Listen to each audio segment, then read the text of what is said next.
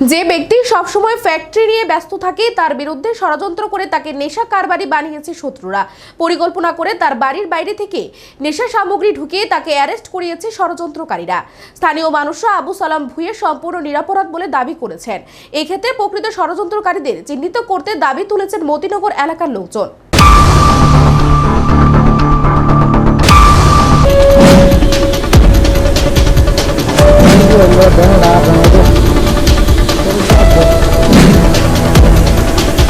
আমতলী থানার পুলিশের হাতে ফুলতলী মতিনগর এলাকার আবু সালাম ভুঁইয়া নেশা সামগ্রী এবং অত্যাধুনিক আগ্নেয়াস্ত্র সহ গ্রেফতার হয় বলে পুলিশের দাবি। স্থানীয় লোকজনদের একাংশের দাবি, আবু সালাম ভুঁইয়াকে পরিকল্পিতভাবে ফাঁসানো হয়েছে। এই ক্ষেত্রে গভীর ষড়যন্ত্র রয়েছে এমনটাই স্থানীয় এলাকার বাসিন্দারা জানিয়েছেন।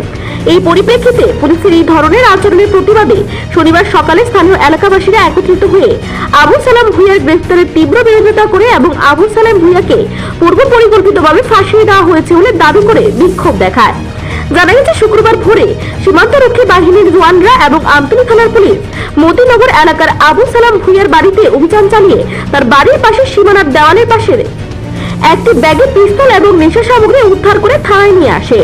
এই বিষয়ে আমতলী থানার পুলিশের পক্ষ থেকে অস্ত্র আইন এবং মাদক বিরোধী আইনে মামলা নথিভুক্ত হয়। এদিকে শনিবার সকালে স্থানীয় এলাকাবাসীরা একত্রিত হয়ে অভিযোগ জানিয়েছে আবু সালাম ভুঁইয়া একজন ব্যবসায়ী আর তাকে পূর্ব পরিকল্পিতভাবে এই ধরনের অপরাধে ফাঁসিয়ে দেওয়া হয়েছে। হ্যাঁ, আমাদের দাদা খুব ভালো। আমাদের দাদা এরকম কাজ করতে পারে না।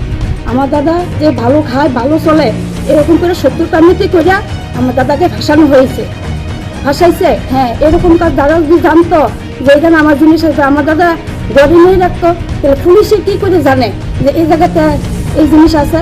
নিশ্চয়ই এর কাছে ইনফরমেশন দিছে যে এই জায়গাতে জিনিস আছে, তাহলে তেনে গেছে, তেনে গিয়ে এই জায়গাতে জিনিসটা আনছে। স্থানীয় এলাকাবাসীরা আরো অভিযোগ করেছে, শত্রুরা তার বাড়ির বাইরে থেকে ব্যাগ ভর্তি নেশা সামগ্রী এবং পিস্তল বাড়ির ভিতরে রেখে তাকে পুলিশের হাতে ধরিয়ে দিয়েছে। যে রাত্রে ঘটনাটা হয়েছে, রাত্রে প্রায় 12টা বাজে আমার গরু এলো দেখাটা দামাইতেছে। পরে ঘর থেকে আমি আমার বয়সে বাইরিলাম, বাইরে দেখতে হইলাম আমার বাড়ির পাশে যে ইসেনদের বাড়ি, এই যে ওয়ালটা, আচ্ছা এই যে একটা লোক আপা ধরেছে। আমি উড়ান থেকে ডাক দিয়েছি, পরে দিকে দৌড়ে গেছে। আচ্ছা, কিছুক্ষণ পর ওই পুলিশ এসে তারা বাড়ি ঘেরাও করলে, পরে ভিতর দিয়ে এদিক দিয়ে গেলাম, গিয়ে এসে দেখলাম এই যে দেখছি লোকটা না আপাদা আসলো, এদিকে তো একটা ব্যাগের থেকে কিছু বড়ি ঝড়ি পাইছে আর একটা পিস্তল হয়েছে। পরে দিয়ে গ্রামের লোকজন একটা নইছে, সকালবেলা আবু সালাম ভুঁইয়ারে ধামাতে দিয়ে গেছে। আচ্ছা, মানে তাহলে আপনি মানে দেখতে পেয়েছেন যে এখানে 2-3 লোক আসলো না? আমি রাত্রিবেলা 12টার সময় গেলাম না, আমার গরুর দেখাটা জমাইতে রাত্রে পরে বাইরেলাম, বাইরে এসে তো লাইট লাগিয়ে রাখছি, স্পষ্ট দেখা যায় একটা লোক এদিকে দেওয়ার পরে আপনাদের এসে আমি ডাক দিছি দৌড় মারছি দেখি। ও আচ্ছা আচ্ছা, আপনার পরিচয়টা যদি একটু কম। আমার নাম পিছন। আচ্ছা, পুলিশ কি আপনাদের সাথে কোনো যোগাযোগ করছে, মানে এলাকার বাসী হিসাবে বা এদিকে? এখন আমি পরের দিন সকালে বাড়িতে ছিলাম। ও আচ্ছা আচ্ছা, ঠিক আছে। পরের দিন সকালবেলা আমি গেছিলাম, পুলিশ আয়া গেছিল, আমি আসলাম। ঠিক আছে। এলাকাবাসীরা জানিয়েছেন আবু সালাম ভুঁইয়া এই ধরনের কর্মকাণ্ডে জড়িত নয়। ঠিক একইভাবে গত কিছুদিন আগেও একই এলাকার এমন এক যুবককে ফাঁসিয়ে দেওয়া হয়েছে বলে অভিযোগ।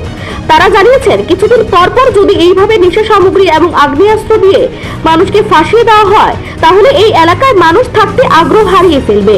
তাই স্থানীয় এলাকাবাসীরা প্রশাসনের দৃষ্টি আকর্ষণ করে দাবি জানিয়েছেন প্রশাসন যেন এই বিষয়গুলি সুষ্ঠুভাবে তদন্ত করে, প্রয়োজনীয় পদক্ষেপ গ্রহণ করে। আর তা না হলে মতিনগর এলাকার মানুষ বসবাস করতে ভয় পাবে।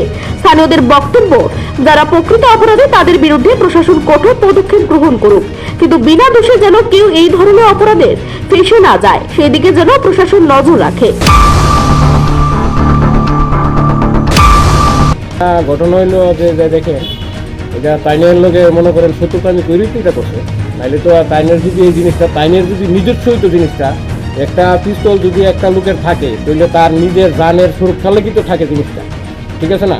তাইনে তো এটা কাপড় দেওয়া মুড়াইয়া কারুগজ যে খুলছে, ক্যামেরার মধ্যে আছে, কারুগজ এটা খুলছে, তাইলে 5 মিনিট লাগছে শুধু এই পিস্তলটা যে বাইন্দা রাখছে কাপড়টা মুড়াইয়া, 5 মিনিট লাগছে, এটা ক্যামেরার মধ্যেও আছে আপনারা। তাইলে তো এটা নিজের সুরক্ষা লেগে এটা লইছে। এটার এখানে কাপড়টা বাইন্দে এখানে রাখার কোনো প্রশ্ন আছে ওয়ালের সাথে?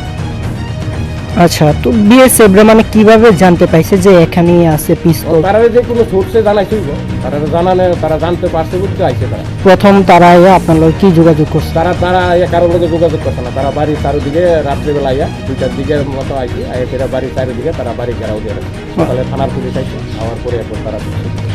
আচ্ছা, তো এই দেন তারা যে আয়া যে ঘেরাও যে করে রাখছে, পরের দিন আয়া কি ডাইরেক্ট এই জায়গার মধ্যে আইছে? তারা গেট খোলার সাথে সাথে আমাদের লোক লইছে, আমার লোক লইছে কেড়ে, আমার লোক লইছে। তারা বলে 2জন লোক লাগে দেয় সাক্ষী হিসাবে, যদি কারো বাড়ি তদন্ত করে চেক করে বলে 2জন লোক লাগে।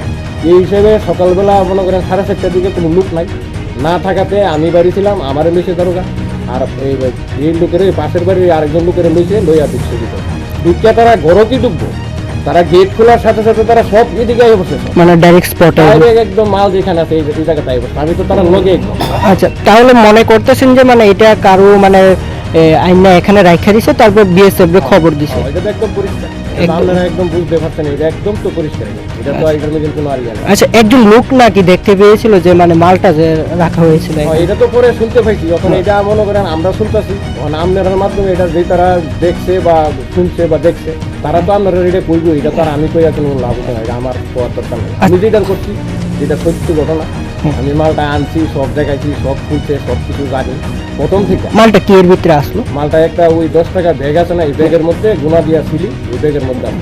আচ্ছা, আপনার পরিচয়টা একটু যদি বলেন। আমার বলতে পাশের বাড়ি, এটা হলো আমার বড় ভাই। ঠিক আছে। নিজস্ব প্রতিনিধি রিপোর্ট, এশিয়ান টাইমস।